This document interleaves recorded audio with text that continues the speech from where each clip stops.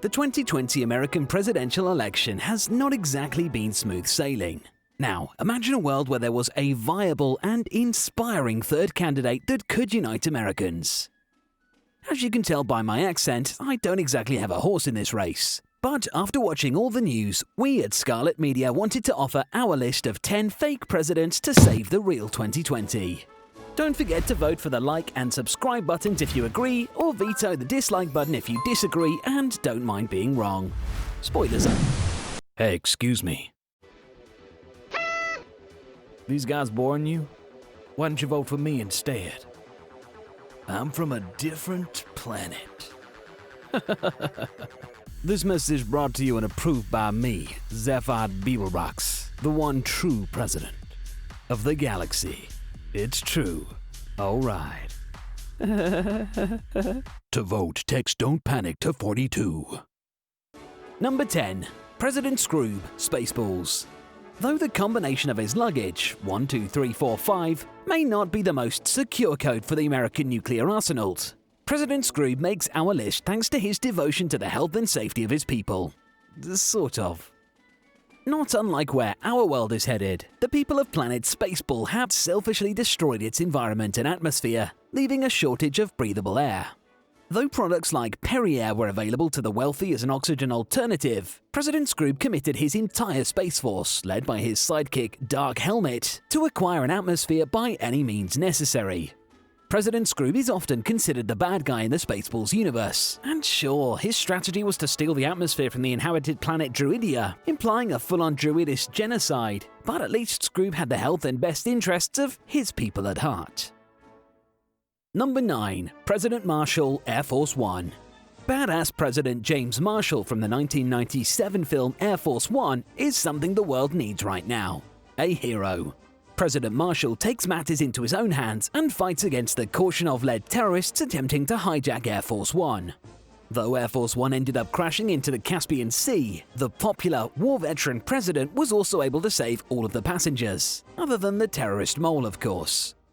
The post-crash celebration in the White House Situation Room and the scene where an Air Force pilot sacrificed himself to save the hijacked plane shows just how much President James Marshall inspired all those around him. Number 8. Mark Cuban / President Robbins, Sharknado 3, oh hell no.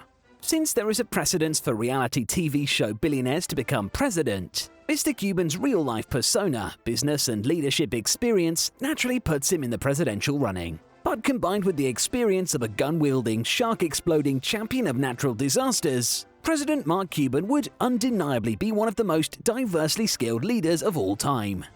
Taking time away from fighting in the Shark Tank and the daily grind as a multi-billionaire, Cuban portrays the president in the third installment of the surprisingly popular Sharknado franchise. Neither Mark nor his character alone would be our candidate of choice, but a combination of the two could turn America around and would prepare the USA for anything, and we mean anything. Number 7. President Haney, my fellow Americans. President William Haney was a bad president and generally a bad person. Directly receiving kickbacks, involved in money laundering and major cover-ups, Haney lies and cheats his way through the film, even trying to frame Russell Kramer in the process. So what could possibly make this fictitious president a good choice? Even with all of these flaws, at the end of the movie, President Haney knew that he was beat and resigned from the office. Though it was a selfish move to keep his name out of the mud, this president took the high road and moved aside. Of course, the fact that President Haney was played by Dan Aykroyd, a Canadian actor, also redeems the character in our books. Number 6. President Business, the Lego Movie. The Lego Movie's President Business is another quote-unquote bad guy that makes our list, regardless of his dastardly deeds. True, he wanted to rule over the Lego worlds as a corporate dictator. Yes, he wanted to destroy all creativity by imprisoning the master builders. Sure, he literally wiped the good from good cop bad cop's face, and yeah, he plotted to use the all-powerful Craggle to freeze the little yellow residents in place for eternity. Okay, hang on, what are we trying to prove again? Which video is this? Presidents, fake presidents. Right, simply put, despite the evil and near genocide of the Lego population, President Business could totally save the American election using his creative policies, like Taco Tuesday. On top of that, it was his company who produced mega hits like "Everything is Awesome," Sorry about that. Motivating an entire population through song. But ultimately, this president saw the error of his ways and did the right thing for his constituents. Oh yeah, and he actually ran a successful business. Number 5. President Allen, Commander-in-Chief. Though the ratings of the show Commander-in-Chief were underwhelming, there was still much to love about groundbreaking fictional President Allen. Beginning the series as the first female vice president, who quickly becomes America's first female president, Allen brought new perspectives and continuously fought for human rights and women's rights. She valiantly led the country through a natural disaster and calmed the waters of international politics, all while navigating through internal political intrigue and scandal. This warrior of good and change is a breath of fresh air that has not been seen in years. Number 4. Kevin Kline as Dave, as President Mitchell. Dave. Kevin Kline was not a president, nor was his character Dave. But Kevin's character's character, William Harrison, was. With us? If not, let's break it down.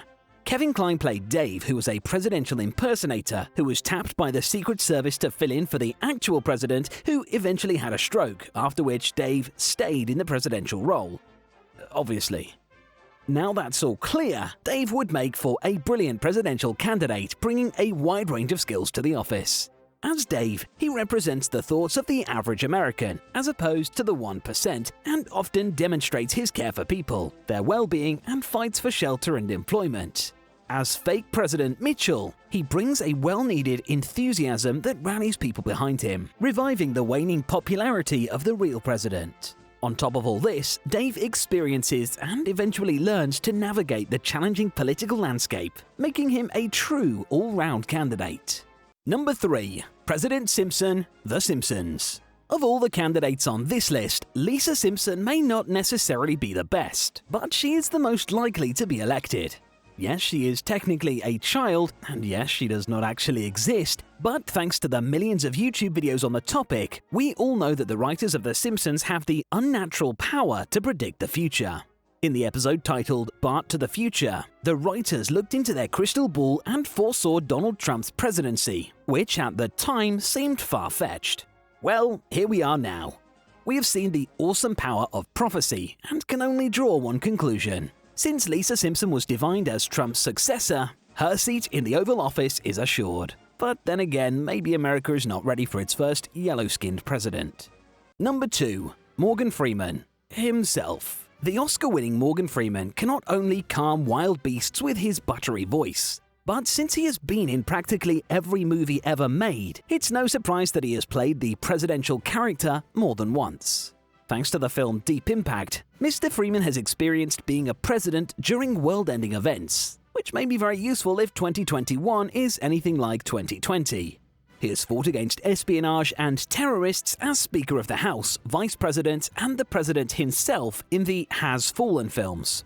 This combined plethora of experience is nothing in comparison to everything else he brings to the table. As a prisoner in Shawshank, he understands what needs to change in the criminal justice system.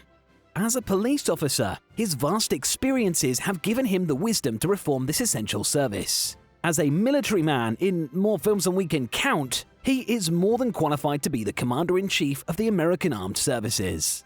In truth, Morgan Freeman may be the most well-rounded candidate in history. Overqualified even. After all, he's already been God. Before we get to our number 1 choice, elect the subscribe button and let us know who else you would have liked to see on this list. No need to mail it in, just write it in the comments below. Number 1. President Whitmore, Independence Day.